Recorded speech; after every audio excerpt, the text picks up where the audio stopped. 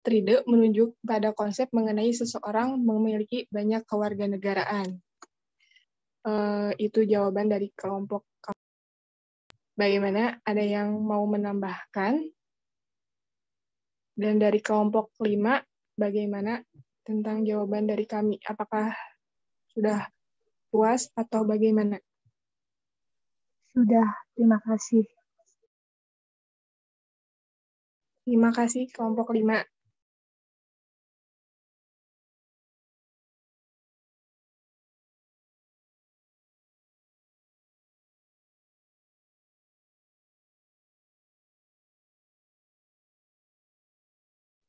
Saya kembalikan kepada Ilsan. Ya, baik, terima kasih. Langsung saja ke pertanyaan ke-7 dari kelompok 7 yang akan dijawab oleh Saudara Miftah. Ya, yaitu kelompok 7. Pertanyaannya, sebutkan konsep negara serikat atau federal menurut C.V. Strong 2011. Jawabannya, ada 3 konsep yang membedakan antara negara serikat atau federal. Pertama, cara pembagian kekuasaan antara pemerintah negara serikat atau federal dengan negara bagian. Kedua, bentuk otoritas untuk melindungi supremasi konstitusi yang berada di atas kekuasaan atau otoritas negara serikat dan kekuasaan atau otoritas negara-negara bagian apabila di kemudian hari terjadi konflik di antara negara federal dan negara bagian. Ketiga, dilihat dari cara perubahan konstitusi apabila dikehendaki perubahan dengan cara semacam itu. Itu jawaban dari kelompok 7. Bagaimana kelompok 7? Atau ada yang ingin menambahkan?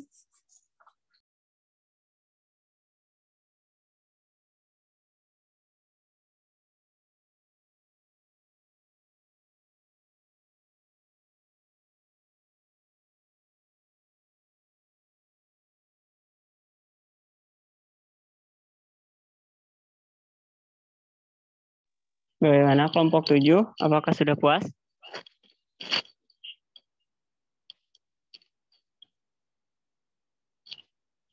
Kelompok 7?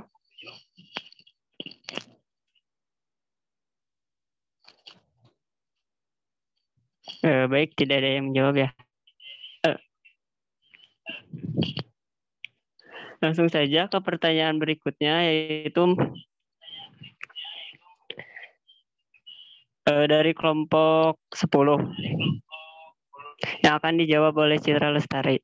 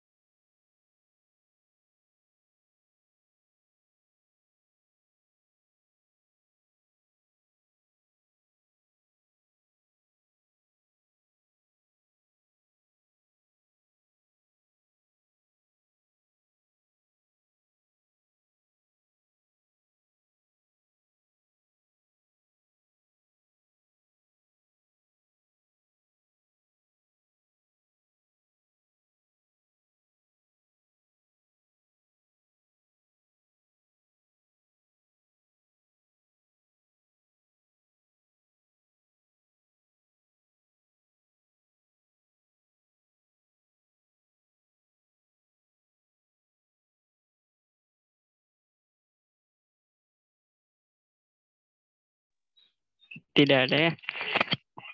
Andini Maulida siap?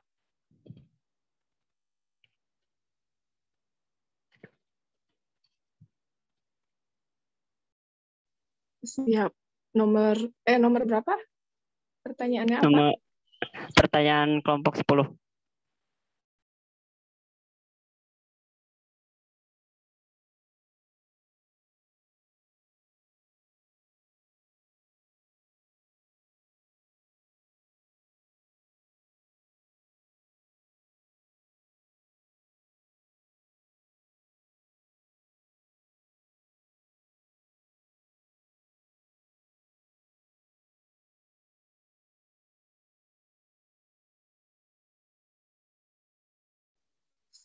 Pertanyaan dari kelompok 10. Setiap negara memiliki sistem pemerintahan yang berbeda-beda. Menurut kelompok kalian, manakah sistem pemerintahan yang efektif? Jelaskan alasannya. Pada dasarnya, sistem pemerintahan mempunyai sistem dan tujuan untuk menjaga suatu kestabilan negara tersebut. Namun, di beberapa negara sering terjadi tindakan separatisme karena sistem pemerintahan yang dianggap memberatkan rakyat ataupun merugikan rakyat. Nah, sistem pemerintahan mempunyai fondasi yang kuat di mana tidak bisa diubah dan menjadi statis. Jika suatu pemerintah mempunyai sistem pemerintahan yang statis, absolut, maka hal itu akan berlangsung selama-lamanya, sehingga adanya desakan kaum minoritas untuk memprotes hal tersebut.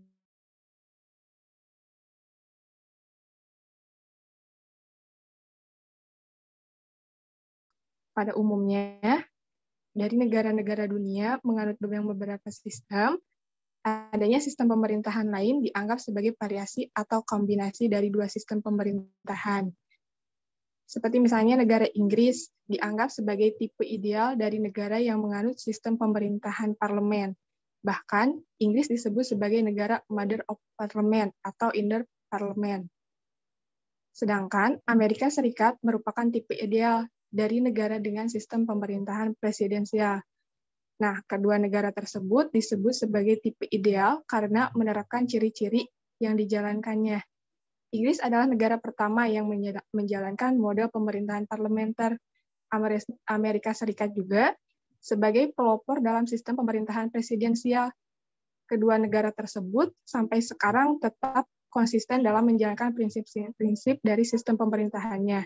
Dari dua negara tersebut, kemudian sistem pemerintahan diadopsi oleh negara-negara lain di belahan dunia. Nah, manakah sistem pemerintahan yang lebih efektif? Mungkin menurut kelompok kami, bagaimana cara negara menjalankan pemerintahannya. Kalau sudah sesuai, berarti mungkin itu efektif. Kalaupun belum, mungkin jadi bukan yang mana-mananya, tapi bagaimana cara negaranya menjalankannya. Mungkin seperti itu. Bagaimana dari kelompok lain? Apakah ada yang mau menambahkan?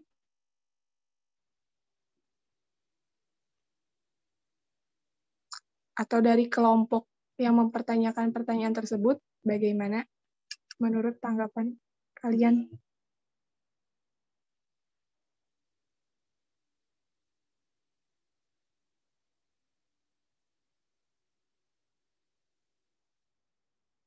Dari Bapak mungkin? Baik. Oke. Baik, saya kembalikan kepada Ilsan sebagai moderator. Tidak ada yang ingin menambahkan ya? Langsung saja, tadi ada pertanyaan lagi dari kelompok 5 yang akan dijawab oleh Saudara Citra.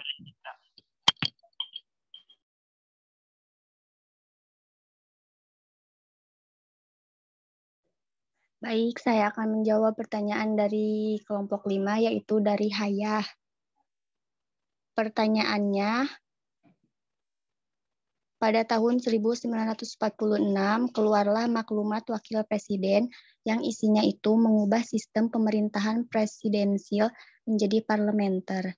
Jadi, faktor apa saja yang menyebabkan berubahnya sistem pemerintahan Indonesia pada saat itu? Padahal sebenarnya itu tidak sesuai dengan undang-undang. Menurut kelompok kami, pada saat itu Indonesia yang masih negara baru, pada saat itu masih meraba-raba sistem pemerintahan seperti apa yang terbaik bagi negara. Pada saat itu Presiden dan Wakil Presiden belum memilih lembaga yang membantunya seperti MPR dan DPR.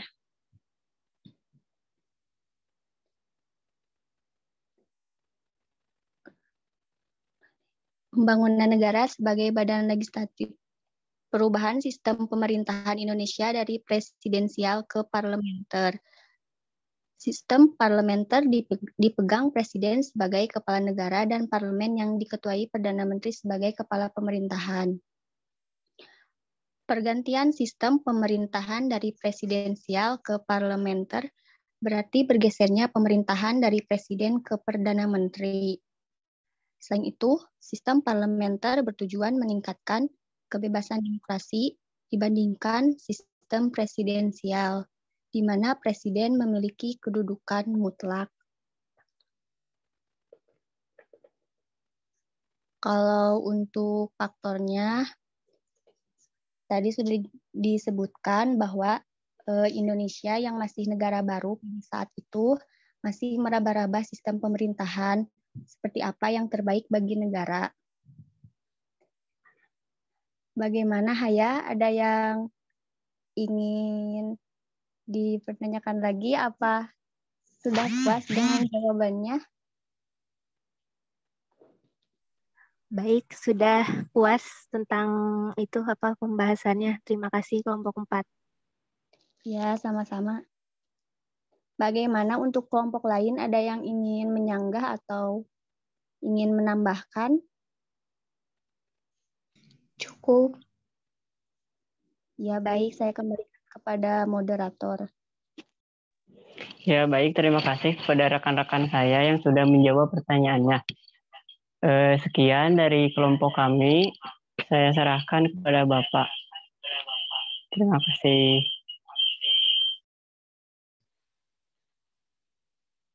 Oke, untuk materi negara dan warga negara, kalau kelas ini dibagi berapa kelompok?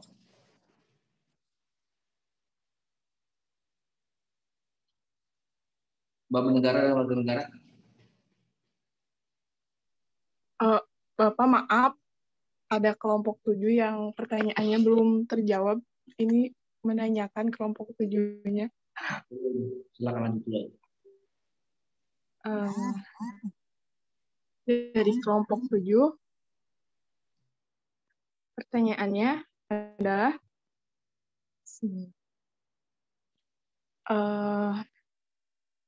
kelompok 8 ya, kelompok 8. Dalam presentasi kelompok 4 dikatakan bahwa tujuan NKRI tercantum dalam alinea keempat pembukaan Undang-Undang Dasar 1945, yaitu melindungi segenap bangsa Indonesia dan seluruh tumpah darah Indonesia, memajukan kesejahteraan umum, mencerdaskan kehidupan bangsa dan ikut melaksanakan ketertiban dunia yang berdasarkan kemerdekaan, perdamaian abadi, dan keadilan sosial. Pertanyaannya, apa saja yang diperlukan untuk mewujudkan tujuan tersebut? Lalu bagaimana pandangan kelompok 4 mengenai tujuan NKRI dalam pembukaan UUD 1945? Alinea keempat, apakah sudah terwujud, terutama di tengah pandemi saat ini?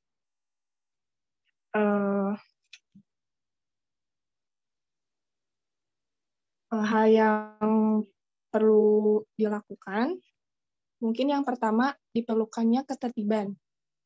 Untuk mencapai tujuan bersama dan mencegah bentrokan, negara harus menciptakan ketertiban. Biasanya di Indonesia dijalankannya oleh kepolisian dan polisi pamong praja. Yang kedua, negara diberi wewenang mengelola kekayaan agar mampu menjalankan tujuan dari kesejahteraan dan kemakmuran rakyatnya. Yang ketiga, mungkin diperlukannya pertahanan. Sebagian besar negara dilengkapi dengan alat pertahanan dan pasukan. Hal tersebut diperlukan untuk menjaga kemungkinan serangan dari luar di Indonesia.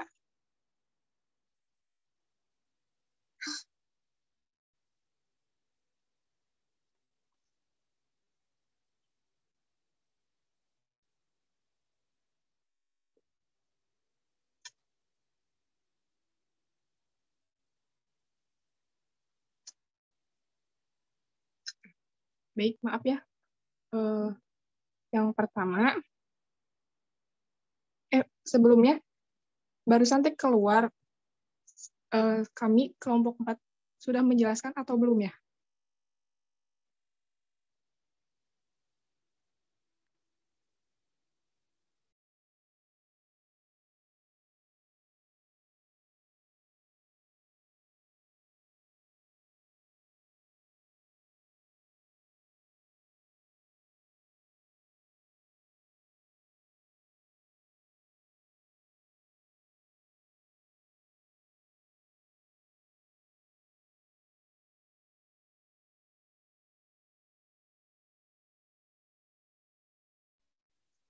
Maaf ya, diulangi. Yang pertama, diperlukannya ketertiban untuk mencapai tujuan bersama dan mencegah bentrokan.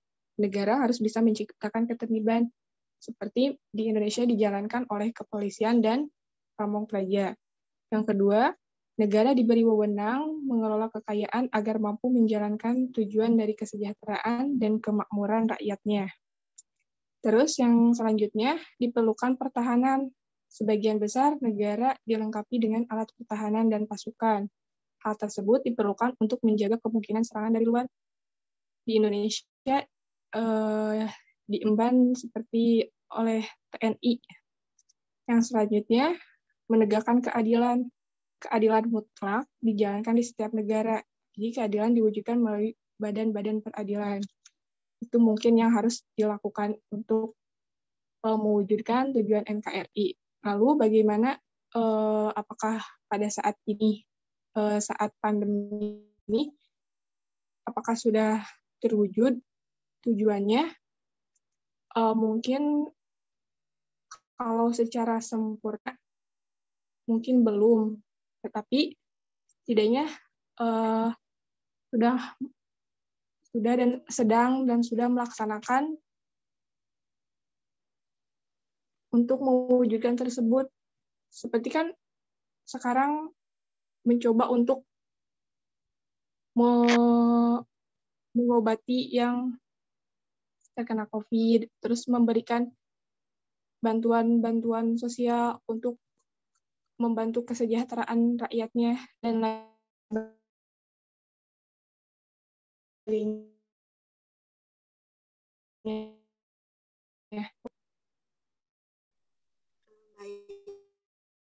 Saya perwakilan dari kelompok 8, izin menanggapi ya. Sebelumnya terima kasih kepada kelompok 4 yang telah memberikan jawabannya. Jawabannya sudah cukup jelas dan kami juga sangat setuju dengan statement dari kelompok 4. Artinya di mana meskipun Indonesia merupakan negara yang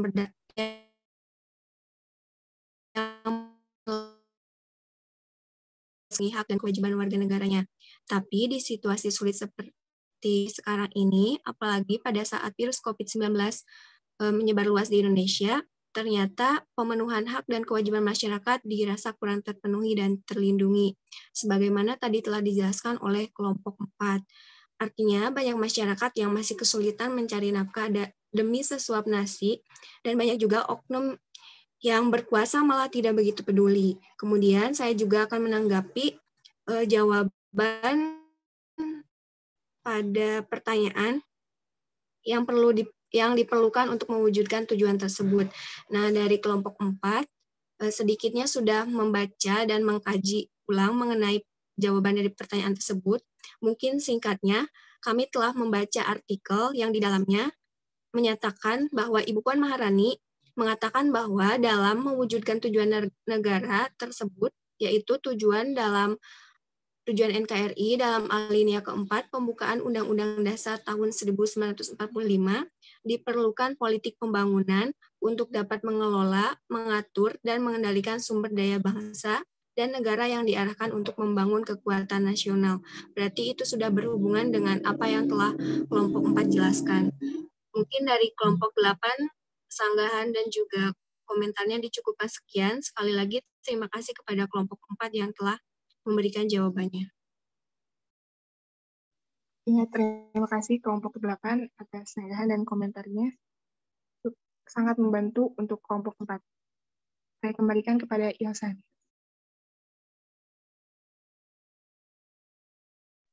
Langsung saja ya Pak, ke Bapak, silakan.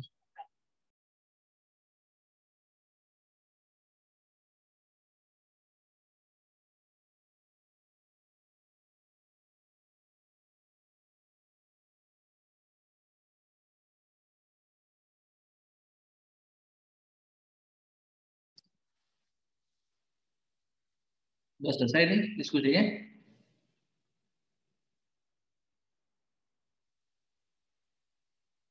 Iya, sudah, Pak. Oke, kalau sudah, sekarang giliran saya.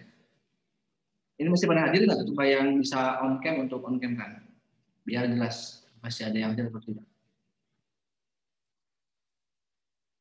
Di kelas ini bab warga negara dan negara ini dibagi berapa kelompok?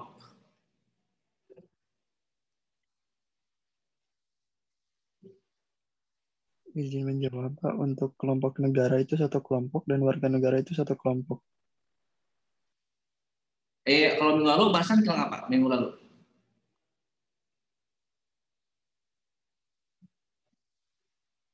Minggu kemarin, pertemuan kemarin. Minggu kemarin mah konstitusi satu. Berarti nanti ada satu kelompok lagi mengenai negara ya, warga negara. Oke, jadi fokus kita sampai UTS ini kan pekan ke-7 ya, sampai pembahasan mengenai negara lah ya, untuk konsep-konsep keluarga negaraan. Mungkin kita bahas di pertemuan di kelompok depan kan ya, di kelompok selanjutnya setelah kelompok ini. Oke, tentang hakikat negara ya, sebagaimana yang telah diuraikan juga oleh saya, sudah ada sebagian di konten saya, terus juga di presentasi kelompok 4 barusan telah dipaparkan, dan memang kebanyakan pertanyaan mengarah kepada negara ya, dan tentang fungsi, tujuan, serta bentuk-bentuk negara sendiri. Oke, secara umum kenapa adanya negara?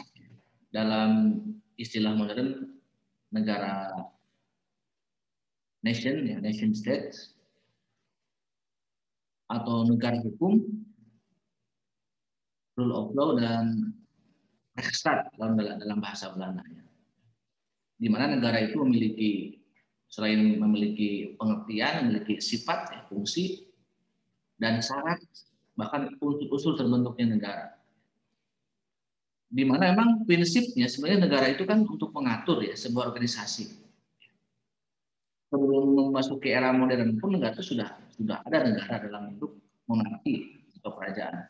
Yang sifat-sifatnya tidak berubah sebenarnya, ada sifat memaksa, memonopoli, dan mencakup semua. Jadi pengaturan dalam kehidupan. Namun sifat-sifat dalam negara modern yang memaksa, memonopoli, dan mencakup semua itu diatur dalam hukum positif tertinggi, yaitu konstitusi, hukum dasar dalam sebuah negara. Sehingga dalam undang-undang dasar ataupun konstitusi itu dapat dilihat bagaimana negara itu berjalan, itu akan menjalankan. Misalnya tadi Anda di sini banyak berbicara mengenai sistem pemerintahan, bentuk negara, bentuk pemerintahan. Coba dari mana tahu bahwa negara tersebut itu bentuknya A, sistemnya B misalnya, dan lain-lain? Dari mananya dapat dilihatnya? Dari apanya?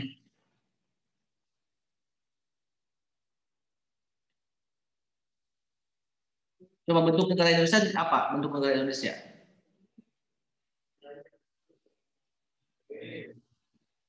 Negara kesatuan, Pak. Terus bentuk pemerintahannya? Pemerintahan republik. Sistem pemerintahannya? Sistem pemerintahan presidensial. Nah, dari mana coba itu ada itu? Dari mananya dilihat? Buktinya dari mana? Adanya. Termuat dalam apa tuh? Dimuat dalam apa? Bentuk negara, sistem pemerintahan, bentuk pemerintahan. Undang-undang dasar, bukan Pak? Ya, dalam konstitusinya. Nah, mengenai bentuk-bentuk negara, bentuk-bentuk pemerintahan, dan sistem pemerintahan, kecuali mungkin bentuk pemerintahan yang tidak berubah, ya, yaitu tetap republik. Tetapi kita pernah mengalami bentuk di luar kesatuan, yaitu federasi atau serikat, waktu Indonesia Serikat, RIS. Ya. Bahkan dalam sistem pemerintahannya kita di awalnya pun baru setahun 2 tahun merdeka, baru saja sudah dirubah menjadi parlementer dari presidensi. Berarti kita pernah mengalami beberapa kali perubahan, baik bentuk negara maupun sistem pemerintahan. Yang itu sebenarnya tergantung dari konstitusi. tergantung dari undang-undang dasarnya yang berlaku. Yang pada prinsipnya sebenarnya adanya undang-undang dasar itu dengan adanya konstitusi itu kan 3 hal sebenarnya. Pertama adalah untuk membatasi kekuasaan. Jangan sampai kekuasaan seperti di era-era kerajaan yang seumur hidup, gitu kan. Yang kedua untuk membagi kekuasaan. Jadi bagi-bagi bukan hanya di satu kelompok golongan. Makanya dalam konsep negara modern itu ada 3 pembagian kekuasaan, ya. 3 kamar, eksekutif, legislatif, dan yudikatif. Dan yang ketiga, dalam undang-undang dasar itu, dalam konstitusi terus menjamin kebebasan masyarakat, hak asasi manusia. Tadi juga ada pertanyaan mengenai kebebasan, ya. Selain mengatur urusan negara dan bentuk-bentuk, ya, serta kewenangan batasan kekuasaan negara, juga bagaimana cara menjalankan atau cara menjamin warga negara. Kan tadi tugas negara adalah, tujuan negara adalah melindungi, ya, warga negara. Itu, ya, jadi adanya bentuk negara, sistem pemerintahan itu sebenarnya berubah-ubah itu pada akhirnya sebenarnya tidak peduli misalnya mau bentuknya apa, mau sistemnya apa. Tapi tujuan negaranya itu untuk melindungi warga negaranya itu bisa atau tidak, mudah atau tidak, efektif atau tidak.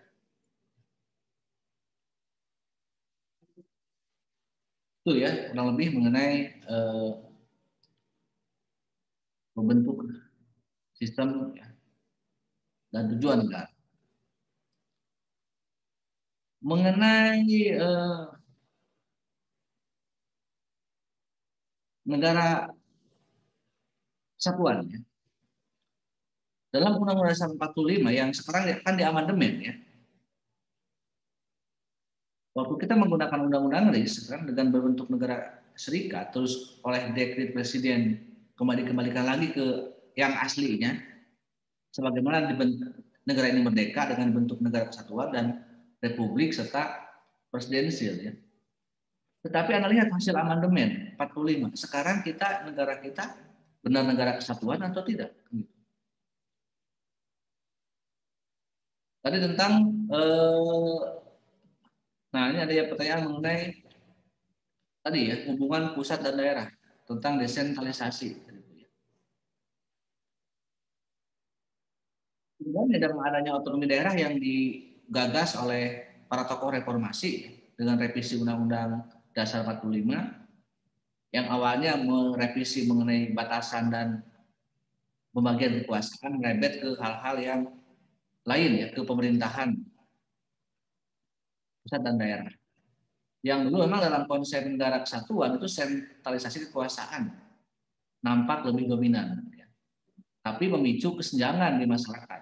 Makanya zaman Orde Baru, Orde Lama itu sangat kental, bagaimana pembangunan ekonomi juga terpusat di pemerintahan pusat, di Jawa sentris atau bahkan Jakarta sentris. Namun setelah reformasi itu berubah menjadi desentralisasi, artinya kewenangan daerah lebih luas dibandingkan dengan kewenangan pusat dalam mengurus rumah tangga pemerintahan di daerahnya. Tapi dalam beberapa konteks, ya, misalnya ada beberapa daerah yang secara hukum kan sifatnya itu harus mencakup semua. Artinya kalau mencakup semua, seluruh aturan hukum itu berlaku di seluruh negara kesatuan.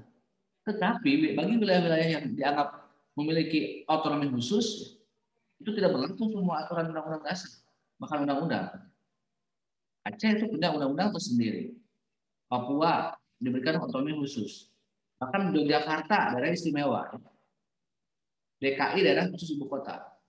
Maka DKI tidak kesampingkan. Tapi lihat, daerah istimewa dan daerah khusus. Dalam undang-undang Pemda, dalam undang-undang pemilihan kepala daerah atau sistem pemerintahan daerah, kita kan termuat tentang tata cara pemilihan daerah, kepala daerah, gubernur, wali kota, bupati, ya, atau yang dikenal dengan pilkada atau pemilu kada. Tetapi kan tidak semua daerah ada pilkada ternyata. Padahal itu undang-undang. Di DIY itu kan tidak ada kepala daerah, tidak ada pemilu kada karena Raja Jogja dan Sri Paku Alam itu menjadi gubernur dan wakil gubernur tanpa dipilih rakyat karena mereka kerajaan, sistem kekuasaan di lokal ya, diistimewakan. Di Aceh itu apalagi ada partai lokal, ada hukum syariah. Undang-undang pilkada pun di Aceh itu harus beragama Islam, harus pandai baca tulis Al-Quran gitu kan, karena mereka punya perlakuan khusus dibandingkan dengan daerah-daerah lain. Berarti kalau begitu seperti negara serikat, negara dalam negara, negara federasi. Jadi keterlaluan gitu ya sistem sistem desentralisasinya. Jadi tampak seperti negara serikat yang pernah terjadi di era 50-an sampai ya waktu zaman Inggris kan. Walaupun zaman Inggris memang itu kehendak Belanda untuk memecah belah. Kalau sekarang kan sebenarnya untuk supaya tidak masalah Aceh, Papua tetap diberikan otonomi khusus, asal kamu tetap gabung dengan Indonesia. Jadi kadang-kadang itu alasannya. Hukum dan norma bernegara kadang-kadang dikesampingkan demi keutuhan negara. Sistem pemerintahan berbeda-beda, mana yang paling efektif? Waktu dulu kenapa kita kembali ke presidensial? Ya? Karena waktu parlementer itu jatuh bangunnya kabinet pemerintahan itu hampir tiap tahun berganti Perdana Menteri ya. Dari Muhammad Nasir sampai Juanda. Bahkan di era sebelumnya pun di era 48 sampai 50-an juga sama, sering berganti Perdana Menteri. Ya. Bahkan ada Perdana Menteri yang pernah terlibat kasus PKI Madiun ya, dulu Amir Sarifuddin. Jadi akhirnya kita memilih presidensial. Biar memang presiden itu memiliki dua peran sekaligus, sebagai kepala negara dan sebagai kepala pemerintahan.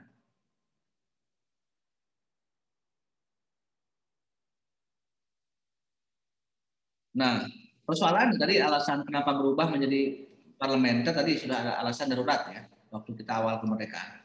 Tetapi coba kita lihat praktik sekarang apakah benar tidak bahwa sekarang kita ini presidensil. Oke, zaman Pak Harto, zaman Bung Karno itu nampak ya, sekali kekuasaan di tangan presiden. Bahkan Soekarno bisa mengendalikan MPR ya, lembaga tertinggi. Soeharto juga bisa tampil lebih dominan dibandingkan dengan lembaga-lembaga yang lainnya, dengan pemimpin yang lain. Karena memang itu presidensial, wajar. Tetapi sekarang setelah undang-undang dasar dirubah, itu nampak seperti parlementer. Kenapa saya katakan lebih parlementer sekarang? Karena setiap kebijakan negara itu presiden harus meminta persetujuan DPR. Apa urusannya coba ya? Sebentar kalau kita mau berbicara itu. Karena kan DPR tidak memilih presiden. Presiden dipilih oleh rakyat. Jadi harusnya dia itu ke rakyat. Jadi dia bekerja atas nama rakyat, bukan kehendak DPR. Makanya sekarang bedanya kalau zaman Orde Baru lebih berkuasa presiden, sekarang DPR yang lebih happy, yang lebih berkuasa. Karena lebih punya kemampuan untuk mengatur kebijakan negara, kebijakan pemerintahan yang harusnya itu lebih dimiliki oleh presiden. Bukan berarti tidak boleh, tapi kalau sebatas alat kontrol sebagaimana dalam fungsi DPR dalam sistem Undang-Undang 45 kan mengawasi jalannya pemerintahan, tugas DPR itu. Tapi kan kita akhirnya bukan mengawasi, karena saling membutuhkan satu sama lain, akhirnya muncullah kong kali kong yang dalam kasus yang kurang baik misalnya ketika ramai-ramai pengesahan undang-undang Omnibus Law itu kan mereka berdua lembaga itu yang berkompromi dalam meloloskan Omnibus Law bahkan dalam undang-undang revisi KPK ya, undang-undang tentang Tipikor yang akhirnya KPK diamputasi. Sekarang banyak OTT KPK yang gagal akibat bocor gitu kan dari KPK itu sendiri. Bahkan kasus kemarin pegawai KPK mencuri barang rampasan ya di kantor KPK dan dipecat juga oleh. Jadi itu salah satu ini penegakan hukum yang menjadi paling dipercaya ya KPK sekarang ya. Anda lihat sendiri ya dalam hasil akibat tadi ya, kompromi DPR dan Presiden dalam mengubah undang-undang tentang Tipikor. Itu salah satunya ya. Jadi yang harusnya saling mengingatkan, saling kompromi, saling mengontrol ya. check and balance, ya. Sekarang malah kompromi untuk kepentingan kekuasaan. Harusnya sekalipun sekarang misalnya DPR-nya kebanyakan dari PDI, sebagaimana Pak Jokowi juga dari PDI, tidak peduli itu harusnya ya. Kalau sudah menjadi pejabat negara, mereka tidak perlu lagi berpikir partai. Tapi apa ya, saya ini DPR, kamu presiden, akan kalau kamu salah akan saya ingatkan. Kalaupun saya satu partai, beda kamar kan gitu, satu partai. Karena yang berpikir negara, bukan lagi berpikir partai politik kalau sudah menjadi pejabat publik. Tujuan negara dalam pembukaan itu kan seharusnya dituangkan dalam Undang-Undang Dasar 45, ya. Kemudian dalam kebijakan-kebijakan seperti undang-undang di bawahnya. Nah, mengenai jaminan negara dalam melindungi warga negaranya, ini juga ada pertanyaan yang saya baca satu ya dulu ya, dari yang masuk ke channel YouTube saya dari Andini Maulida ada.